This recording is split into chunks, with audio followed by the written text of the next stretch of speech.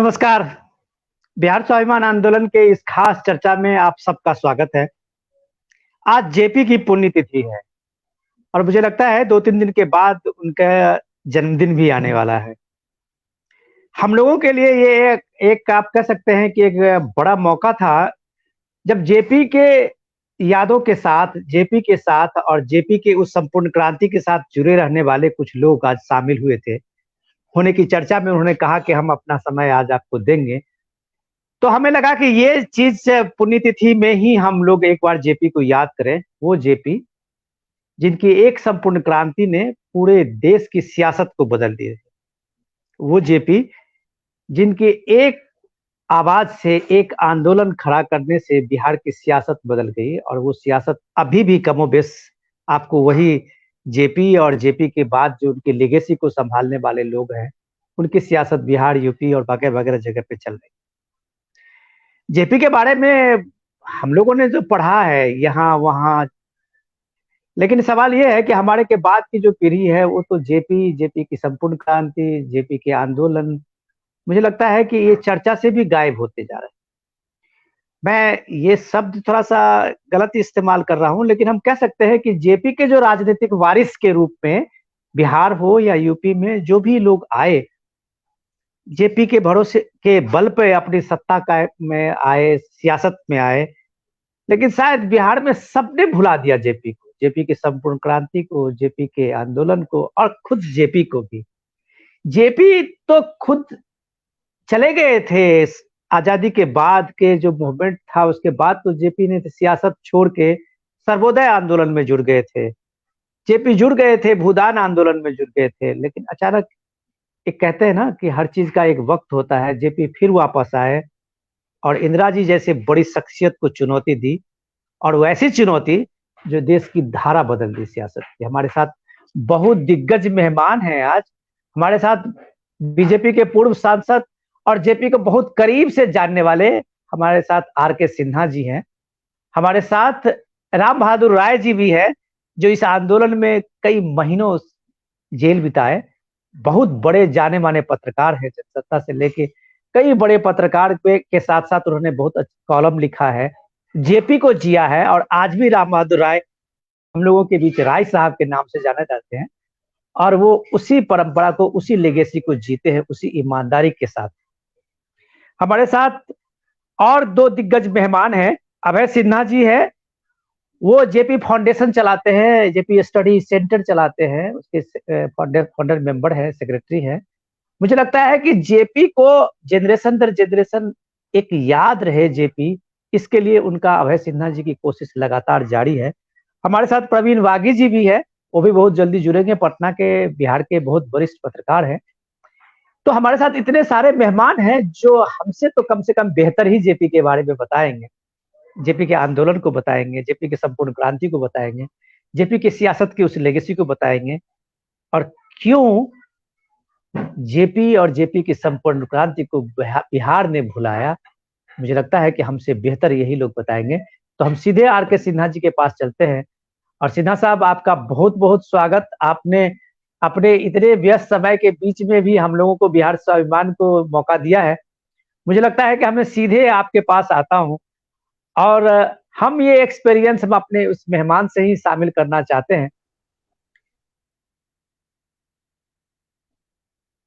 हम चाहते हैं कि हम लोगों ने तो जेपी के उन आदर्शों को, उन सारी सियासत को, उनकी चीजों को, ये हम लोगों ने तो सिर्फ पढ़ा है, लेकिन वो लोग जो साक्षी रहे हैं, जो साक्षी रहे हैं उन सरोकारों का, वो साक्षी रहे हैं जेपी के आदर्शों का, वो साक्षी रहे हैं कि जेपी के साथ कदम से कदम मिलाने का, वो साक्षी रहे हैं कि पटना के उस गांधी मैदान में, जब वो कहा जाता था कि पटना के गांधी मैदान अपने इतिहास में शायद पहला और अंतिम उसी जेपी के आंदोलन में उतनी भीड़ बड़ी थी।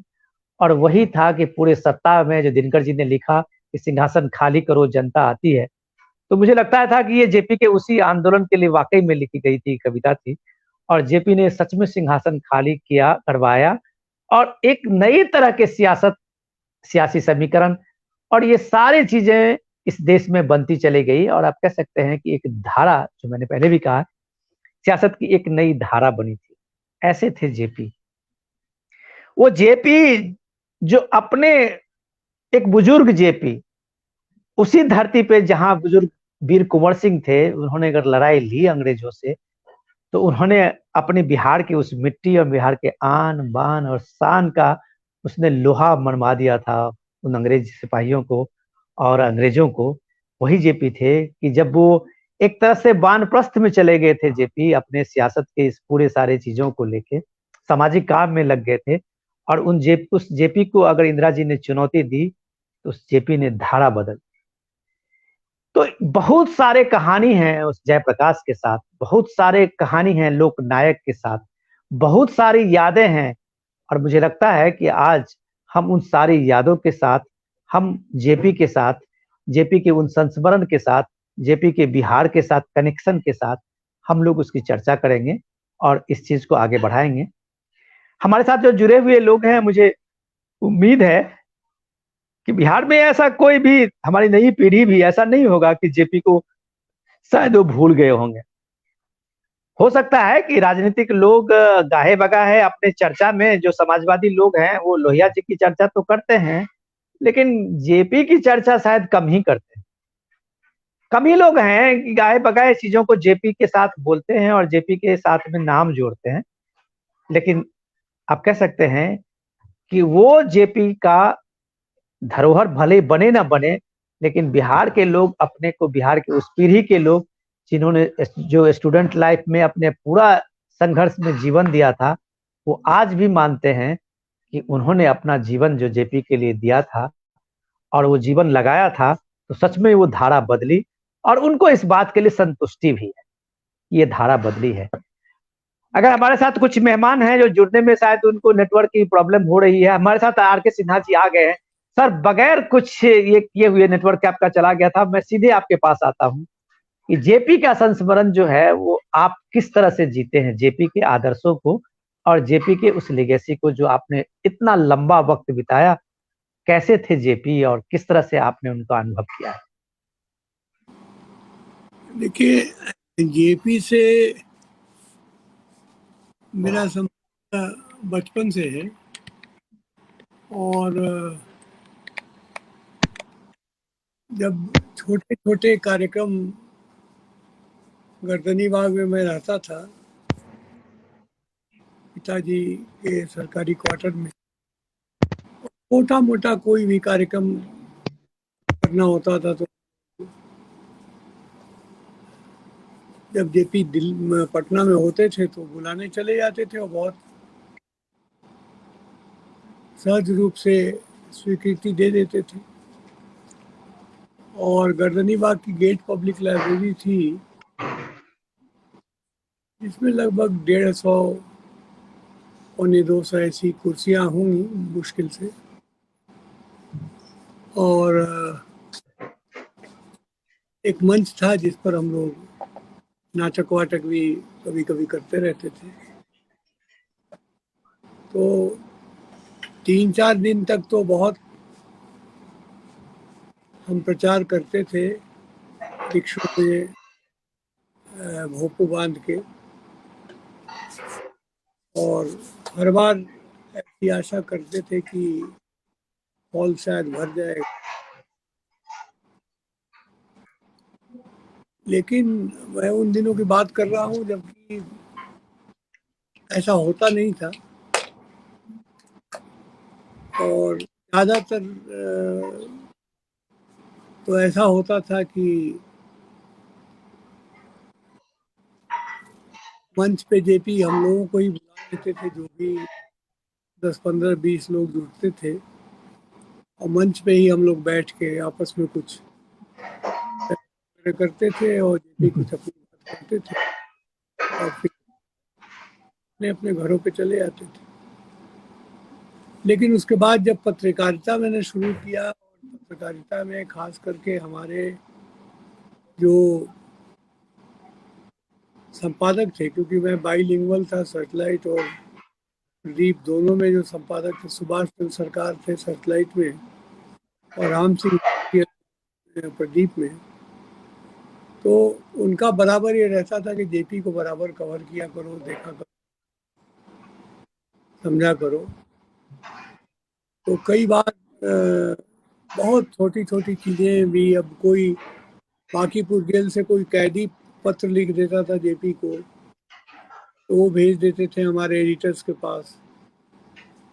अब उसको जांच करना होता था। अब जेल के अंदर जाना, उस कैदी से बात करना, उसकी समस्या। खैर उस सब की व्यवस्था रहती थी, क्योंकि संबंध तो अच्छे रखने ही होते हैं पत्रकारिता में, और संबंध ठीक थे। लेकिन मुख्य रूप से जब ये मुसहरी में जेपी का जाना हुआ, ये बात 1972 वगैरह की है, जबकि जबकि सर मैं बीच में एक बार सर मैं एक बार रोकना चाहूंगा आपको। मैं सिर्फ इसमें ये जानना चाह रहा हूं कि जेपी के आज जो एक नया रूप बिहार में या पूरे देश ने देखा, उससे पहले जेपी एक तरह से सामाजिक सेवा में आ गए थे।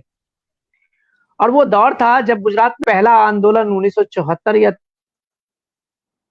ठीक से है, 73 में जब आंदोलन शुरू हुआ कांग्रेस की सरकार के अगेंस्ट में, वहां भ्रष्टाचार और उसको लेके, तो क्या आप उम्मीद करते थे कि जेपी कभी इस देश के कांग्रेस के विरोध के इतने बड़े आंदोलन को की बागडोर अपने हाथ में लेंगे? क्या आपने कैसी ऐसी कल्पना और ऐसी उम्मीद की थी? क्योंकि जेपी को तो आप इस आंदोलन से बहुत पहले से जान रहे थे, तो ये अचानक कैसे जेपी के मन में आया? मुझे लगता है ये नई पीढ़ी के लिए ये एक समझने की चीज होगी। ये तो जेपी के भी मन में नहीं आया था, और बार बार जेपी अपने उम्र का हवाला देके कहते थे कि अब क्या, अब इस उम्र में हम ये सब करेंगे, तुम लोगों को जो करना है करो। लेकिन मुसहरी में जो, जबकि वहाँ नक्सलवादियों ने सर्वोदय के कुछ कार्यकर्ताओं को काम करने से मना किया था और मारने की धमकी दी थी, तो तब जेपी गढ़वाल में कहीं प्रभावती जी के साथ विश्राम कर रहे थे। प्रभावती जी की तबीयत ठीक नहीं रहती थी, उनको लेके गए थे पहाड़ पे। लेकिन जब उनको खबर मिली तो वो चले आए, और पटना से वो सीधे मुजफ्फरपुर गए। वहाँ से मुजफ्फरपुर से वो मुसेरी में ध्वजा प्रसाद साहू थे, वो खादी के नेता थे, तो ध्वजा बाबू के यहाँ पहले रुके। उसके बाद वो गांव में उन्होंने, जहाँ जहाँ जिस गांव में इस तरह की समस्या पैदा की गई थी लोगों ने, हर गांव में करीब 7-8 गांवों में वो लगभग 1-1 महीने तक रहे। वाह। और जब हम लोग जाते थे मसहरी, तो प्रभावती जी स्वयं ईटा के चूल्हे पे वो चावल दाल वगैरह बना के खुद खिलाती थी हम लोगों को। और जेपी के साथ दिन भर हम लोग रहते थे। और वो आज भी जो मुसहरी प्रखंड या बोचहा प्रखंड का जो भी विकास हुआ है, तो मैं समझता हूँ कि वो जेपी के अथक प्रयासों के कारण ही हुआ। वाह। और ने नक्सलवाद को मुजफ्फरपुर के इलाके में फैलने से बहुत हद तक रोका। तो उसके बाद जब वो ये 74 का शुरू हुआ आंदोलन, तो ये आंदोलन तो कई दौर से गुजरा। सबसे पहले तो यही नहीं तय कर पा रहे थे हमारे छात्र नेता लोग कि ये यूनिवर्सिटी एडमिनिस्ट्रेशन के खिलाफ आंदोलन हो या स्टेट एडमिनिस्ट्रेशन के खिलाफ हो, और किसका क्या नुकसान या फायदा हो सकता है।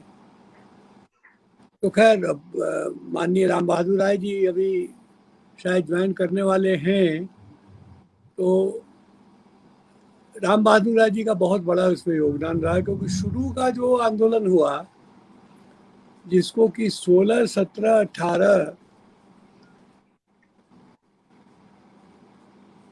जनवरी की बात है। हाँ। ये बैठक हुई थी छज्जू बाग में। तो उस समय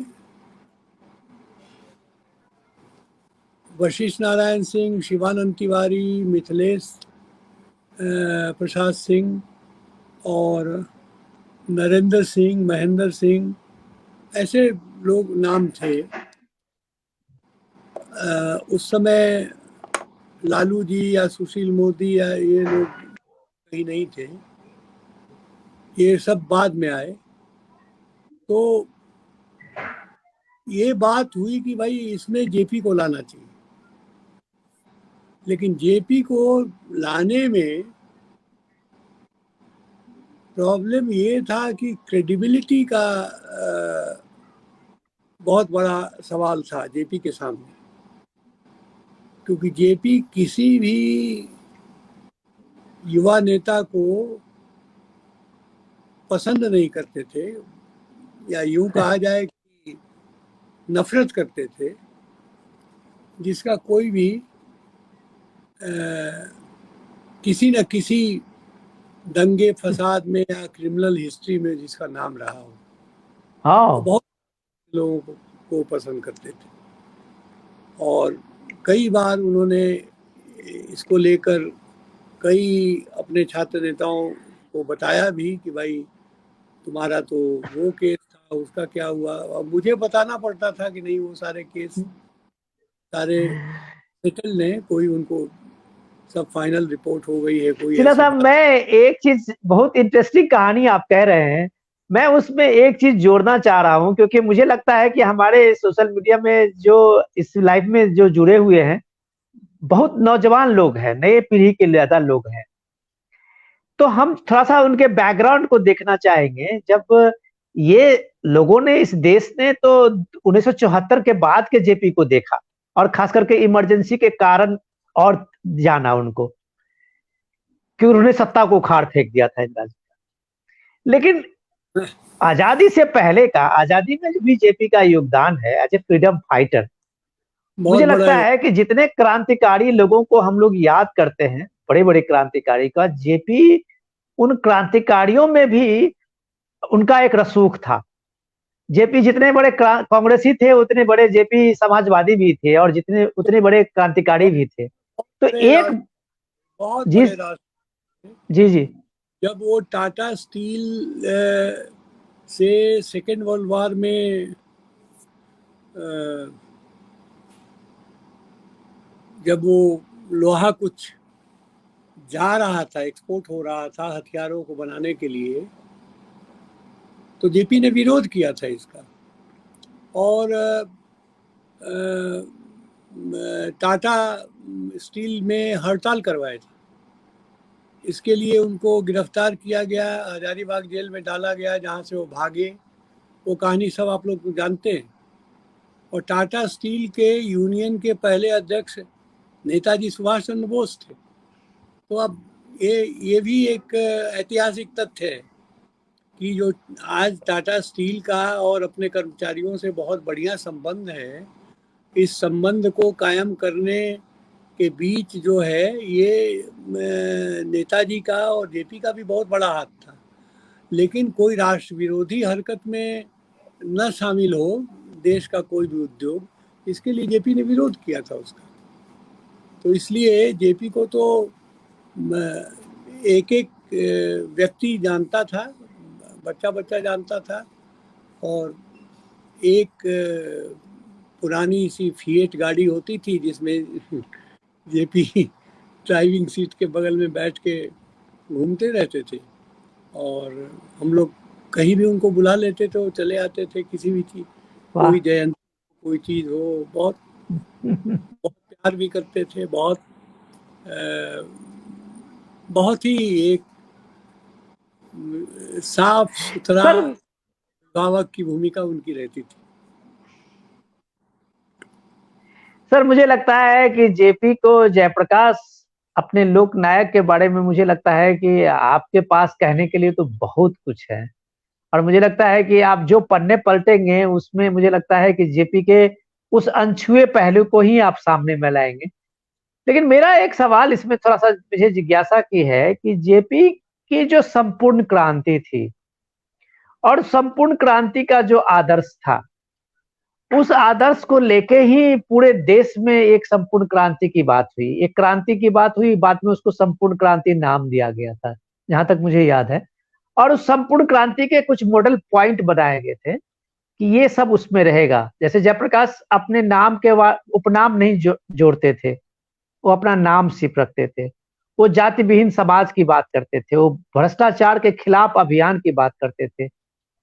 आपको नहीं लगता कि जेपी के उस राजनीतिक जो फॉलोआउट है बिहार के इसी राजनीति में, आज वही जेपी के जितने भी वारिस हैं, लोग हैं, आज जाति गणना कर रहे हैं।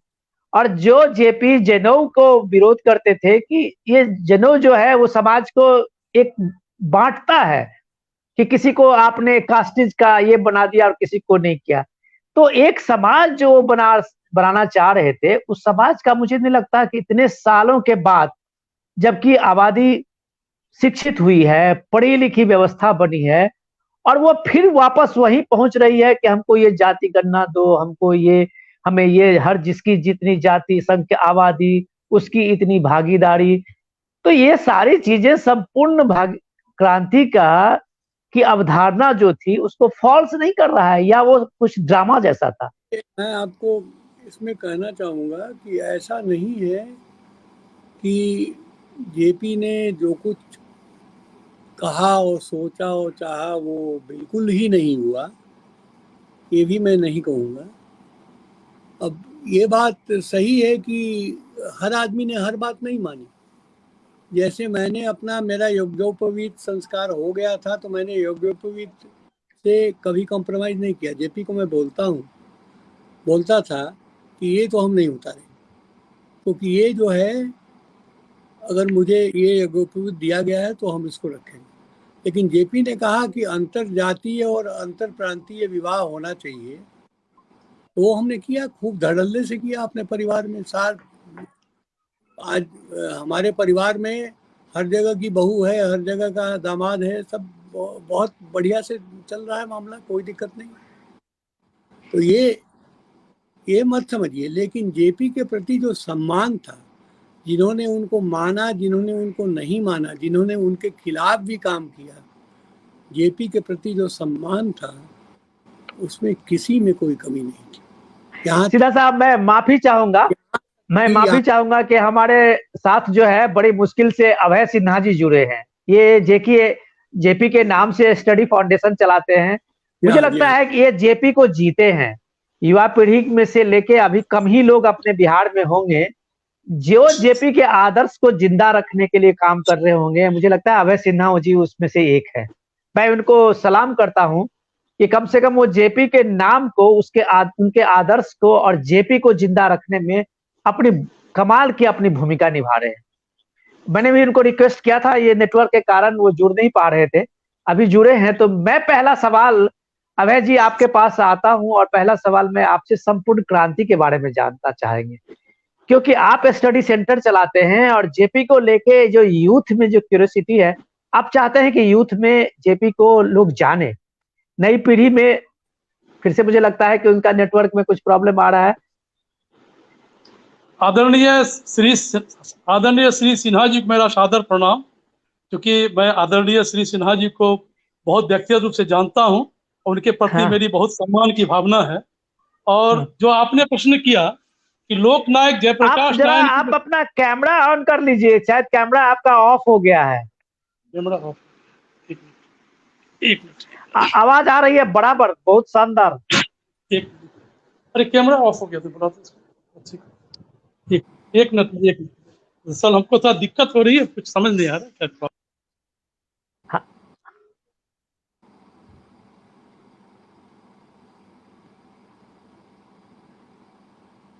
है। मुझे लगता है कि कभी कभार जो है नेटवर्क के कारण सिन्हा जी कुछ प्रॉब्लम हो जाती है चीजों में, क्योंकि सब काफी दूर दूर है अपने अपने इलाके में। आवाज शानदार आ रही है, बहुत। हाँ, आवाज तो उनकी बहुत अच्छी आ रही थी। तो मैं लेकिन पता नहीं वो थोड़ा सा प्रणाम करता हूँ क्योंकि हाँ मैं जानता हूँ कि जयप्रकाश जी से काफी जुड़े हुए थे, हमसे बहुत वरिष्ठ हैं। और सबसे बड़ी बात यह है कि लोकनायक जयप्रकाश नारायण के जिन आदर्शों की चर्चा आज वो करते हैं, लेकिन बहुत दुख की बात है कि जेपी ने जो अपना रास्ता दिखाया था, संघर्ष का, संपूर्ण क्रांति का, रचना और संघर्ष शिक्षण की बात उन्होंने कही थी। आज रचना या संघर्ष शिक्षण कहीं नजर दूर दूर तक नहीं आता। मुझे ऐसा महसूस होता है कि देश के आज जितने बड़े तमाम नेता हैं, सारे लोग आज संपूर्ण क्रांति आंदोलन, जो जेपी आंदोलन के नाम से विख्यात हो, सारे लोग आज उन्हीं के आंदोलन से निकले हैं। चाहे वो भाजपा के लोग हैं, भारतीय जनसंघ के लोग हों, या सोशलिस्ट के लोग हैं, लालू यादव से लेकर नीतीश कुमार, शरद यादव, रामविलास पासवान, अटल बिहारी वाजपेयी, लाल कृष्ण आडवाणी, काफी लंबी श्रृंखला है। मैं ये मानता हूं कि देश में जो बुनियादी परिवर्तन हुए और लोकनायक जयप्रकाश नारायण ने जिन सिद्धांतों के लिए अपना सारा जीवन लगाया, उन्होंने जो अपनी जो संपूर्ण क्रांति के जो विचार दर्शन दिए, उस दर्शन विचार संपूर्ण क्रांति, उन्होंने 7 क्रांतियों की बात की थी। सामाजिक, आर्थिक, राजनीतिक, शैक्षणिक, नैतिक क्रांति की बात उन्होंने की थी। बहुत आज अच्छा। मुझे ऐसा लगता है कि कहीं न कहीं जो संपूर्ण क्रांति के बुनियादी मूल्य थे, कहीं न कहीं आज हमें वो झकझोरने के लिए प्रश्न इकट्ठा करता है। और मैं ऐसा मानता हूं कि लोकनायक जयप्रकाश नारायण ने जिन आदर्शों और जिन जिन मूल्य व्यवस्थाओं की रचना की थी, उस रचना के निर्माण से एक बहुत बड़ा एक आधार तैयार हुआ था देश में। देश की जो मानवीय मूल्य अभय संस्कृति। जी, अभय जी, जी, अभय जी, आपकी आवाज तो इतनी अच्छी आ रही है, लेकिन मुझे लग रहा है कि आपको जानने देखने वाले लोग जो हैं वो देख नहीं पा रहे हैं, क्योंकि आपका कैमरा जो है अभी भी ऑफ ही है। आप थोड़ा सा कर लीजिए, तब तक हम एक बार सिन्हा जी से तो पूछ लेता हूँ। आप एक बार वो जो लिंक है उसको दोबारा लाइए, जो स्ट्रीम यार्ड का लिंक है उसके साथ जुड़ के आप दोबारा आइए, तो मुझे लगता है कि अब आप जुड़ जाएंगे। और मैं तब तक इस सवाल को सीधे सिन्हा जी से पूछता हूँ। सिन्हा साहब, जो मौलिक सवाल उन्होंने कहा, अभी अभय जी ने उठाया है, अभय जी जेपी के चिंतन को आगे बढ़ा रहे हैं, और जो हालत बिहार या बिहार के बाहर जेपी के उस संपूर्ण क्रांति को लेके वो देख रहे हैं कि जिस चीज को जेपी ने मना किया था वही चीज लोग कर रहे हैं। जेपी ने जिस जातिवाद प्रथा को, जिस इस चीज के लिए वो विरोध किया था, आज वो जातिवाद और जाति चीजें जो है वो राजनीति का एक अंग बन के रह गई है। तो क्या ये जेपी के संपूर्ण क्रांति के साथ एक धोखा नहीं है सिन्हा साहब? देखिए, मैं नकारात्मक बातें करने में विश्वास नहीं रखता हूँ। जेपी ने जितनी बातें कही उनका समाज पे बहुत गहरा प्रभाव है, आज भी है, और समाज का परिवर्तन 24 घंटे में या 1 साल में, 2 साल में, 24 साल में इतना जल्दी होता नहीं है। लेकिन जेपी की बातों का असर रहेगा, नकारात्मक बातें नहीं होनी चाहिए। लोगों ने क्या नहीं किया इस पर ज़्यादा चर्चा करने के बजाय ये बात होनी चाहिए कि क्या कुछ लोगों ने उनके कहे के मुताबिक अच्छा काम भी किया। अगर किया तो बस उसको फॉलो करना चाहिए। हम सिर्फ अगर विधवा विलाप करते रहेंगे उससे कोई कि फायदा जेपी नहीं है। ये था और वो नहीं हुआ और वो कहा था वो नहीं हुआ, ऐसा कहना उचित नहीं है। ऐसा कहना लोकनायक के प्रति सच्ची श्रद्धांजलि नहीं होगी, एक तरह से वो बहुत बढ़िया। आलोचना हो जाएगी। तो जेपी की बातों पे हम गौर करें। जेपी ने जितनी बातें कही थी। सर, मैं सीधा साहब एक चीज बीच में रोकना चाहूंगा कि हम आपकी बात को सर माथे पे उसको हमने एकदम बिल्कुल ये एक्सेप्ट किया कि आप बिल्कुल कह रहे हैं कि एकदम पॉजिटिव चीजों को आगे बढ़ना चाहिए, लेकिन समाज व्यवस्था आंदोलन को लेके इंट्रोस्पेक्शन होना मुझे लगता है कभी कभी जरूरी है। नहीं मुझे आपसे, आपने तो जेपी को बहुत करीब से देखा है, आपने जेपी को जिया है, आखिर जेपी को भी अपनी बनाई हुई सरकार से, उस आंदोलन के जो लोग थे उनसे मोह भंग क्यों हुआ?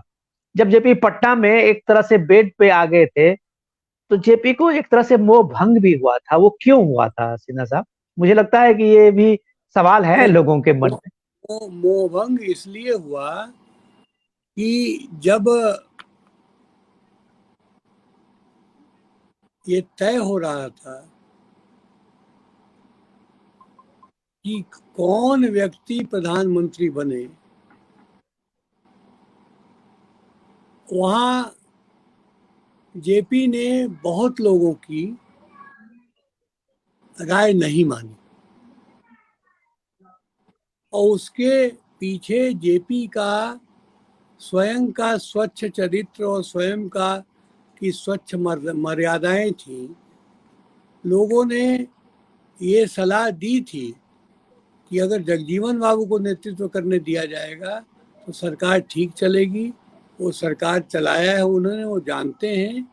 और उनके पीछे के जो कुछ भी चीज़ें उनके बारे में सुनी गई हैं या कही गई हैं, उनको संभालने की जिम्मेवारी भी ली लोगों ने, लेकिन जेपी इस बात पे नहीं मानी। इसके वजह से जब ये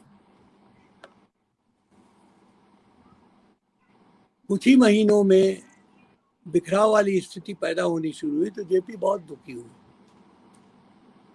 लेकिन तब तक बात बिगड़ चुकी थी। इसलिए अब उनकी चर्चा न करें हम लोग। वो सारे लोग लगभग स्वर्गीय हो चुके हैं, लेकिन ये एक बड़ा प्रश्न था उस समय।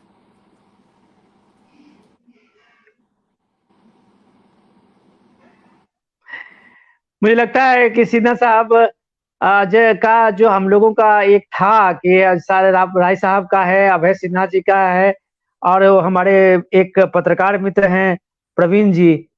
तो नेटवर्क में प्रॉब्लम है, राय साहब तो शायद जुड़ नहीं पाए, वो कुछ व्यस्तता उनकी अपनी हो गई थी। और आपने पूरा जेपी को के उन आदर्शों को हम लोगों को बताया और इतनी देर आप बैठे रहे। मुझे लगता है कि हमारे लोगों के प्रति एक बड़ी कृतज्ञता है और हम इस चीज पे आभारी हैं कि आपने समय दिया। और जेपी का बिहार है, और कम से कम ये देश में जेपी को लोग जिस तरह से जाने, लेकिन हम लोग जेपी के ऋणी हैं। और मुझे लगता है कि बिहार के जो नौजवान पीढ़ी हो या बिहार के हमारे पुराने पीढ़ी हो, उन्होंने जेपी को जिस तरह से जिया है, उन आदर्शों को जिया है, अगर वो संपूर्ण क्रांति वाले बिहार की छवि जो जेपी देखना चाहते थे, अगर एक बार हो जाता, तो शायद मुझे लगता है कि बिहार की जो सारी बीमारी थी वो दूर हो जाती। और देखिए, बिहार की अगर सियासत की बीमारी दूर होगी, तो मुझे लगता है कि बिहार की सामाजिक आर्थिक सारी में जो पजल क्वेश्चंस हैं वो सारे दूर होंगे और बिहार में एक नया रास्ता लेगा। विनोद जी, सामाजिक परिवर्तन में समय लगता है। शुरुआत अच्छी हुई है, लेकिन इसमें नकारात्मक बातें करने की बजाय हम सिर्फ जो अच्छा काम हो रहा है उस पर बात करें, उसकी चर्चा करनी चाहिए। तो परिवर्तन आएगा। ऐसा नहीं है कि नहीं आएगा, और ऐसा नहीं है कि परिवर्तन नहीं हुआ है। आप देख लीजिए कि 1974 के पहले किस तरह से चुनाव होते थे, आज किस तरह से चुनाव हो रहे हैं, किस तरह से कैंडिडेट दिए जाते थे, किस तरह से आज कैंडिडेट दिए जा रहे हैं। हाँ, बिल्कुल, बहुत फर्क आया है। ऐसा बहुत नहीं है फर्क कि आया है, बहुत बहुत फर्क आया है। और मैं तो मानता हूं सिन्हा साहब की सबसे बड़ी बात है कि मैं तो उस चीज को देखता हूं कि अगर हम प्राइम मिनिस्टर के सामाजिक भागीदारी अभियान को स्वच्छता से जोड़ें या बाकी सामाजिक भागीदारी के अभियान के बिहेवियर चेंज मूवमेंट से जोड़ें, तो मुझे लगता है कि वो आदर्श जेपी के वही संपूर्ण क्रांति और आंदोलन का है जो वही असहयोग आंदोलन कभी बापू ने खड़ा किया था। तो लोगों की भागीदारी तो आजकल बढ़ी है, इसमें तो कोई दो मत नहीं है। आपका जुड़ने के लिए बहुत बहुत धन्यवाद। हम लोग फिर कभी आपसे ये सारी कहानी शेयर करेंगे, एक बार फिर आपका हम लोग समय लेंगे। बहुत बहुत धन्यवाद सर। सिन्हा साहब नमस्कार।